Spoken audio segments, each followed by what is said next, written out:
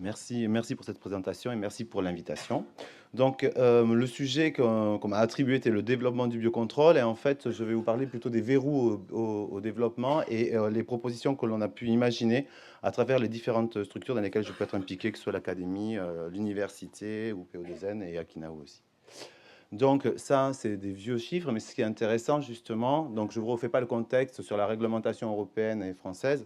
Ce qui est intéressant là-dedans, c'était de voir que cette étude-là qui avait été faite en 2012 justement par, enfin c'était InVivo qui avait sorti ça, avec une progression du marché de 8,5% par an. Enfin, on voulait atteindre 8,5% en 2020 avec une croissance à 15% finalement. En France, en tout cas, on dépasse ça. Mais là, ça, c'est le marché global. Alors, sur le marché global, ce qui est intéressant de voir, c'est que on parle de biocontrôle aux États-Unis. Dans les biocontrôles, on parle aussi des gènes du BT. Donc, ça veut dire que dans le marché global, dans ces chiffres-là, sont inclus tous les OGM et tout le maïs, BT, etc. Donc, ça veut dire que forcément, lorsqu'on prend le marché global, on s'aperçoit que 90% du marché est occupé par le BT, en fait.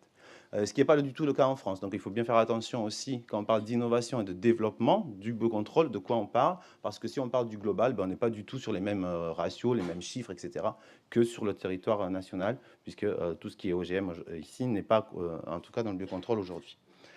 Si on regarde maintenant, par contre, sur même une croissance qui est très importante en France, puisqu'on a 25%, disait Denis à l'instant, on s'aperçoit que sur cette croissance, c'est des parts de marché. Ce n'est pas forcément l'innovation qui fait le marché. Puisqu'on a, depuis 2009, si on regarde ce qui a été autorisé aujourd'hui en termes de produits de biocontrôle, on n'a que 10 nouveaux produits qui sont sortis depuis 2009. Et puis sur ces 10 nouveaux produits, on a souvent des souches qui sont les copines des souches qui avaient déjà été homologuées. Donc il n'y a pas vraiment d'innovation, c'est plutôt de la concurrence. Et ensuite, lorsqu'on a des vrais produits, ben, ça va être du SD. Les trois vraies innovations qu'on peut observer, ce sont par contre les virus, où là, effectivement, on a l'apparition des virus dans les années 2010 jusqu'à aujourd'hui, qui effectivement offre vraiment une alternative. On a quelques SDN, comme le Kosoga, par exemple, qui est vraiment sur un produit assez innovant, de structure innovante. Mais en termes d'innovation, ben après, on a souvent des choses qui sont très proches de ce qui existe déjà et sur des marchés du coup qui sont faciles d'accès. Donc on n'a pas forcément de grosses innovations. Et donc la question se pose, c'est essayer de comprendre d'où, d'essayer d'identifier justement les verrous à cette innovation-là. Pourquoi on n'a pas autant de nouveaux produits qui arrivent sur le marché. Donc, la première chose qu'on va essayer de faire, notre stratégie, c'était d'identifier les verrous à l'innovation dans les alternatives. Donc, forcément, on a trois gros pans, hein, c'est exactement ce que dit Denis et ce que vient de dire Denis, ce qui va animer notre journée, hein. C'est l'innovation produit comme un outil de développement, c'est vraiment de la recherche. Ça, j'en parlerai pas trop parce qu'il y a des tables rondes, il y a l'intervention du pôle Terralia cet après-midi, etc., qui vont venir justement sur les outils. Il y a le consortium de contrôle qui va se développer. Ensuite, nous, on s'est plutôt intéressé justement au verrou à l'innovation qui peut exister, en fait, dû au fait qu'il n'y ait pas d'adéquation entre les produits de biocontrôle et les outils d'évaluation. Alors que ce soit l'évaluation réglementaire pour le dossier, ou que ce soit même l'évaluation au sein des entreprises qui ont des criblages de sélection qui ne sont peut-être pas adaptés, en fait, aux produits de biocontrôle. Et finalement, je vous dirai quelques mots sur la formation. Pour nous, c'est des grands pans comme ça qui peuvent nous permettre de lever certains verrous à l'innovation. Donc, on va commencer par cette partie-là, puisque je vous ai dit que je ne parlais pas de projet d'innovation. On va juste, je vais juste donner deux exemples. Un sur, par exemple, un criblage au sein d'un nouveau produit qui n'est pas arrivé sur le marché à cause d'un problème d'écotoxicologie. Et ensuite, des problématiques qu'on peut rencontrer sur les exigences du devenir environnemental de certains produits de biocontrôle. Donc ça, c'est un projet qui avait été mené, c'est une ANR qui a tourné au sein du laboratoire depuis entre 2013 et 2015. Et donc c'était assez ambitieux parce qu'on a deux produits, deux nouveaux bioherbicides, hein, la leptospermone et la myrigalone, qui sont deux produits naturels, qui sont très proches des tricétones, qui sont commercialisés par Bayer, me semble-t-il. Et l'une, et la leptospermone, c'est, peut-être vous la connaissez, Marron, c'est une petite société, qui développe ce produit-là. Et la myrigalone, c'est un brevet qui avait été déposé à l'Université de Lyon. Et donc, on voulait savoir si ces produits pouvaient avoir un intérêt, justement, et pouvaient pouvoir pénétrer le marché, notamment sur des bioherbicides. Donc ça, c'est deux produits complètement naturels. On sait les synthétiser et on les synthétise analogues au naturel. Là, c'est un exemple de phytotoxicité de la myrigalone. Donc ça, c'est après une vaporisation en 2 jours. Et après 4 jours, on voit qu'il y a quand même une activité qui peut intéresser le marché. Une activité qui est de l'ordre d'une dose qui est à peu près 5 à 6 fois et plus importante que celle utilisée, par exemple, pour la sucrotrione. Donc, on commence à faire au sein de notre projet des tests d'écotoxicité. Donc, on en a fait tout un panel. Là, je vous donne celui qui est le plus frappant et qui représente à peu près ce qui avait été trouvé avec les autres tests sur les autres modèles, hein. Donc, ça, c'est les modèles OCDE, les premiers modèles écotox, très basiques. On met le produit en contact avec un organisme, avec une crevette. Et puis, on essaye de voir, d'évaluer quelle est la dose nécessaire pour éliminer la moitié des crevettes. Bon, là, ça, c'est microtox, c'est pas la crevette, c'est sur Vibrio fischeri, c'est sur de la fluorescence sur un micro-organisme. Et donc, on évalue la toxicité de ces molécules, donc la sulcotrione et la mésotrione, donc les herbicides commerciaux conventionnels, et la mirégalone, notre candidat, qui se retrouve avec du coup une CE50 à 8, donc bien plus toxique que les autres, et donc trop toxique. Le criblage de l'industriel qui pouvait être intéressé dit non, on est plus toxique que ce qui est aujourd'hui sur le marché, donc on ne va pas plus loin, on arrête tout. C'est un argument, certes, parce que c'est un argument qui lui permet aussi de cribler l'ensemble des produits qui rentrent dans son criblage. Ce n'est pas un criblage spécial biocontrôle. Nous, on continue quand même l'étude, donc on regarde comment se comporte ce produit sur le sol. On a une absorption qui est très importante, avec un KD de 20, qui est à peu près 20 fois plus supérieur que les autres produits herbicides actuellement sur le marché. Et surtout, on a une désorption à 1,25%. C'est-à-dire que lorsque vous avez vu, c'est un produit de contact, hein. Lorsqu'il arrive sur le sol, ce produit ne bouge quasiment plus. Donc ça veut dire qu'en fait, on a effectivement une toxicité, une écotoxicité qui est importante, mais une chance d'exposition qui est très faible, puisqu'on a un produit, lorsqu'il arrive sur le sol, où on peut en absorber à peine 1,25%. Donc c'est-à-dire que la probabilité qu'il aille rencontrer un jour une crevette est faible. Donc, on a quelque chose qui est très peu mobile et surtout, on a mis en évidence qu'il y avait une biodégradation très importante. Donc, en fait, ce que je veux dire par cet exemple, c'est que les premiers tests de criblage qui sont chez vous dans les entreprises de biocontrôle, enfin, en tout cas, dans ceux qui ne sont pas des pure players, dans ceux qui travaillent aussi avec de la chimie de base, ne sont peut-être pas adaptés à ces nouveaux produits. Parce que oui, ces produits de biocontrôle sont actifs, voire très actifs, souvent peu spécifiques, donc il va falloir bien les vectoriser. Mais par contre, ils ont un avantage, c'est qu'ils sont souvent peu mobiles et très vite biodégradables, donc avec un impact réduit. Donc forcément, il faut travailler sur l'exposition et le risque avant de travailler, ne serait-ce que sur un simple criblage d'évaluation d'activité sur des modèles trop simples qui ne sont pas adaptés à ces produits-là. Quand la nature a développé un produit, là il s'agit de produits allélopathiques, vous pensez bien que la plante qui développe un produit allélopathique, c'est-à-dire pour faire le ménage et qu'elle garde son coin pour éviter la concurrence, elle n'a pas inventé un truc hyper spécifique, hein. Elle veut faire le ménage complet et la seule qui va résister, c'est son espèce. Donc on va souvent retrouver des produits comme ça qui sont très actifs et peut-être peu spécifiques. Mais il faut en avoir conscience et travailler aussi après sur la vectorisation, le devenir environnemental, évaluer la biodégradation, etc., etc. Donc ça, c'était un premier exemple qui est essentiellement lié finalement à une politique interne de choix et qui, pour nous, est certainement aussi un des verrous au développement de l'innovation. Une autre chose, donc là, on parlait de produits naturels. Les produits naturels, je crois que c'était plus de 50% du marché. Bon, c'est essentiellement, on le sait tous, c'est des minéraux, c'est du soufre ou des choses comme ça, des phosphates ferriques. Ce n'est pas des produits naturels en sens extraits végétaux. Nous, on s'est intéressé aux extraits végétaux parce qu'effectivement, on n'en voit pas arriver sur le marché, quasiment pas. Essentiellement parce qu'on n'a pas d'outils en fait, pour les caractériser, pour caractériser une substance active, pour essayer d'évaluer son devenir environnemental. Et on s'aperçoit aussi que, par exemple, les centrales d'achat, Carrefour, Auchan, s'intéressent aussi à savoir si je balance des extraits naturels de plantes sur mes légumes, qu'est-ce que ça va devenir? Comment je fais pour suivre les résidus? Cette thématique résidus commence à devenir récurrente chez le consommateur. Peut-être pas forcément au niveau de l'homologation parce que ce sont des extraits de plantes, mais en tout cas chez le consommateur. Donc nous, ce qu'on a fait, c'est qu'on a essayé de voir si on ne pouvait pas justement aider à développer des outils qui permettent de répondre à ces questions. Que deviennent nos extraits végétaux lorsqu'on va les utiliser en protection des plantes? Donc ça, c'est un produit naturel. Donc vous voyez, c'est un extrait. Donc en fait, ça représente un chromatogramme. Grosso modo, un pic, c'est une molécule. Ça, c'est une analyse d'un extrait végétal complexe avec plein de molécules. Et c'est ça la substance active. La substance active, ce n'est pas une molécule, c'est un complexe de molécules qui va être utilisé, comme on peut le voir en phytothérapie humaine. Donc notre extrait qui peut être utilisé comme ça, on va le déposer dans notre champ et donc forcément il va subir une dégradation biotique et abiotique. Et donc chaque composé va être dégradé. Et du coup on va générer plein de petits extraits. Et donc là, on augmente dans la complexité, et ça effraie un peu le législateur et aussi le consommateur quand même, parce qu'on ne sait pas très bien qu'est-ce que ça va devenir.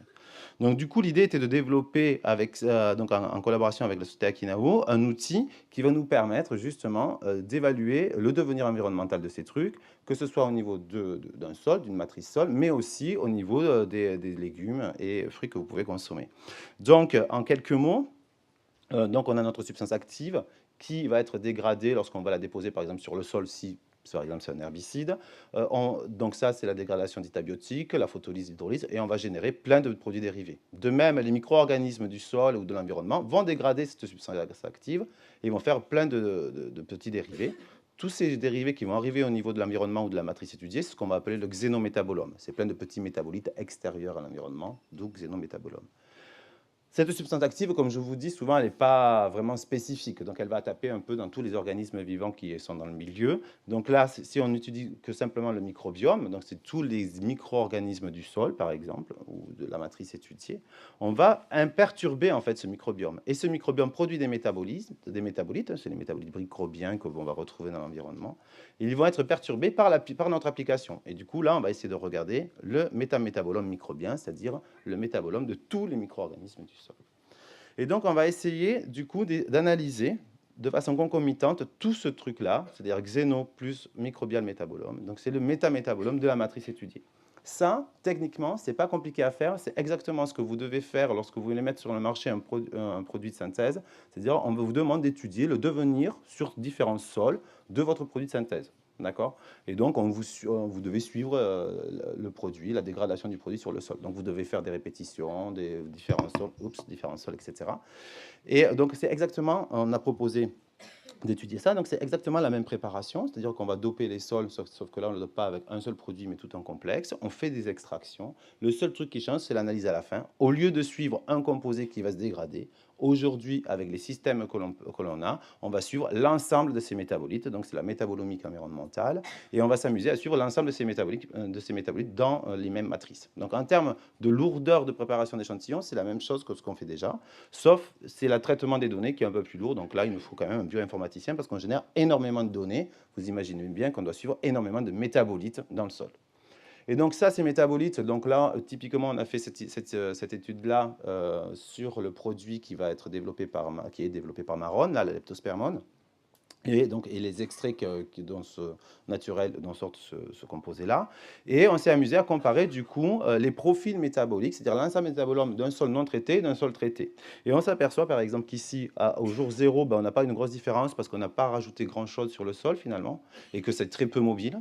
Et par contre, au jour 2, on a là, ça c'est une ACP, hein, c'est des analyses statistiques des essais. Donc là, c'est notre profil traité et là, c'est notre contrôle, on sait, et on voit qu'on a une différence significative au jour 4, 8, 15 et au jour 30, on n'a plus de différence. Donc entre le jour 30 et le jour 15 et le jour 30, on peut supposer que le sol a réussi à dégrader l'ensemble des composés qui sont arrivés, en tout cas liés au traitement, et que le métabolisme du sol est revenu au niveau du contrôle. Donc là, on a un outil qui nous permet d'estimer finalement un temps de résilience. Comme on aurait pu dire, on a une demi-vie, c'est-à-dire que notre composé pur mis sur un sol, il faut 8 jours pour en dézinguer la moitié. Là, il faut entre 15 et 30 jours pour que le sol puisse, en tout cas, se dégrader, biodégrader et ne plus montrer, en tout cas, de signes de traitement, de ce traitement-là. Donc là, c'est un nouveau proxy qu'on a développé sur la métabolomique qui permet justement d'avoir un facteur de comparaison, parce que cette méthode-là, on peut le faire avec n'importe quel produit, et assurer que, par exemple, là, d'un point de vue d'une homologation, ou même pour assurer les consommateurs, on a des produits qui sont moins impactants que d'autres parce que ce proxy est universel. On a fait exactement la même chose avec le Bacillus thuringiensis utilisé pour la démoustication, et on est en train de travailler sur du sédiment avec l'entente interdépartementale de la démoustication, pour mettre en évidence aussi le devenir et l'impact que peut avoir les traitements de démoustication sur l'environnement avec le même outil. Donc là, on a 2 projets Europe qui fonctionnent là-dessus aujourd'hui. Donc là, c'est 2 exemples en vous disant, ben voilà, on identifie un verrou, on essaie de développer quelque chose pour arriver au marché. La troisième partie, c'est là, on va essayer de mettre un peu le nez, par contre, dans ce qui se passe dans le cluster du biocontrôle. Donc en fait, on a travaillé, donc ce projet est en cours d'évaluation par la région Occitanie avec le laboratoire d'études de recherche sur l'économie et les politiques des systèmes sociaux. Donc ce sont des spécialistes des clusters d'innovation. Donc ils ont travaillé sur le sentier, sur plein de différents systèmes d'innovation, sur l'automobile, sur la Silicon Valley. Et on essaye d'identifier quels sont les mécanismes d'innovation dans le cluster industriel. Et donc nous, on se disait, mais est-ce que pourquoi il y a si peu d'innovation produit dans le secteur du biocontrôle, alors que, comme on le disait auparavant, il y a énormément de projets de recherche, et pourquoi ça n'arrive pas? Donc l'idée, c'est de travailler en collaboration, nous, sur la partie, on va dire, réglementaire, et donc, justement, on va se servir des réflexions, l'idée, c'est financé, c'est se servir des réflexions et travailler vraiment de façon très proche avec le groupe réglementation IBMA ou avec le consortium biocontrôle, et parallèlement à ce que les économistes et les sociologues de Toulouse travaillent, eux, sur vraiment qui dépose du brevet, qui fait de la publication, qui transforme, qui développe, et pour essayer d'identifier où il manque justement des acteurs qui permettent l'accélération du développement. Est-ce que les majors jouent leur rôle? Est-ce que les PME prennent tous les risques? Est-ce que c'est caricatural ou pas? Et savoir vraiment de façon très concrète, à part une analyse des systèmes et des mécanismes d'innovation dans le cluster du biocontrôle, ou après, et l'idée, ce qui nous intéresse, c'est évidemment ça, c'est le dernier work package, c'est faire des propositions politiques. C'est essayer de dire, avoir une action publique sur sur ce secteur pour que ce soit efficace, eh bien, il va falloir conforter les PME, je dis n'importe quoi, et créer un fonds de green development ou quelque chose comme ça. Bon, évidemment, il y a une grosse partie de dissémination, donc vous serez tous au courant, si ça passe, des conclusions de ce projet-là. Pour finir, notre stratégie, c'est aussi nous investir dans la formation parce que pour le développer, le biocontrôle, il faut aussi le déployer. Et donc, nous je vais pas parler de la formation initiale, mais plutôt de la formation en présentiel. Donc, au sein de l'académie, on propose des formations qui nous permettent, qui sont ouvertes donc à tout le monde. Et aujourd'hui, l'essentiel de nos apprenants, en fait, sont des gens du biocontrôle, pas forcément des agriculteurs. C'est-à-dire que ce sont des gens qui viennent ici. Et donc, ce sont des formations qui sont vraiment dédiées et très proches des besoins des industries du biocontrôle, de façon justement à pouvoir être au courant sur la réglementation, les produits, les applications, etc. Et on a aussi quand même pas mal de centrales d'achat de type Carrefour ou Auchan. Un dernier mot. Je vois bien répartis sur notre territoire, dans les différentes Oui, voilà. grandes régions. Donc, vous trouvez la plaquette est à l'entrée. Hein, si vous la voulez, vous pourrez repartir avec ces informations. Une dernière chose, c'est qu'on pense on a proposé, alors je voulais en parler, ça n'a pas été financé par Ecofito cette année, qui n'a pas trouvé essentiel ce projet, donc il va falloir faire du lobbying pour essayer de dire que c'est essentiel. Donc en fait, c'était une collection de MOOC. Le MOOC, c'est un Massive Online Open Course, hein, donc c'est de l'apprentissage à domicile devant son ordinateur. Tout agriculteur aujourd'hui est connecté de toute façon. Et donc, on avait réuni un joli consortium qui permettait justement de pouvoir proposer des formations ad hoc à à l'ensemble de la filière. Donc, on arrivait à avoir un MOOC général de base qui expliquait grosso modo qu'est-ce qu'était le biocontrôle. Et ensuite, on avait des MOOC spécialisés. Donc, après 4 à 5 semaines d'apprentissage, on avait des MOOC spécialisés par parcours, viticulture, arbo, maraîchage, céréales ou parc et jardin. Et donc, vraiment des choses dédiées avec, on pouvait même proposer à la fin une attestation de suivi de parcours spécialisé. Donc, ce MOOC-là a été monté. A priori, on n'a pas passé le filtre d'Ecofito cette année, mais le consortium qui s'est créé sur la réflexion est intéressant, je pense, et du coup, je fais un appel pour essayer de consolider ce consortium et qu'on puisse le redéposer le plus vite possible, parce que ce MOOC destiné justement aux agriculteurs ou aux GV, qui sont forcément par définition un public très dispersé, pas forcément facilement mobilisable, hein, c'est pas comme faire une formation dans une entreprise, pouvoir avoir un apprentissage à domicile était quand même quelque chose d'intéressant. D'autant plus qu'on avait essayé d'intégrer dans la partie de ces MOOC, derrière l'ordinateur, en termes de gestion du MOOC, c'était justement les apprenants en formation initiale, donc c'est-à-dire les écoles d'ingénieurs, les universités, qui répondaient aux questions. Donc l'idée, c'était eux qui allaient répondre aux questions des apprenants et qui allaient gérer le MOOC dans leur module de formation au sein des différentes universités. Donc on trouvait que la politique qui était mise en place était assez dynamique. Bon, c'est pas passé, mais on va essayer en tout cas, on essaiera de le redéposer.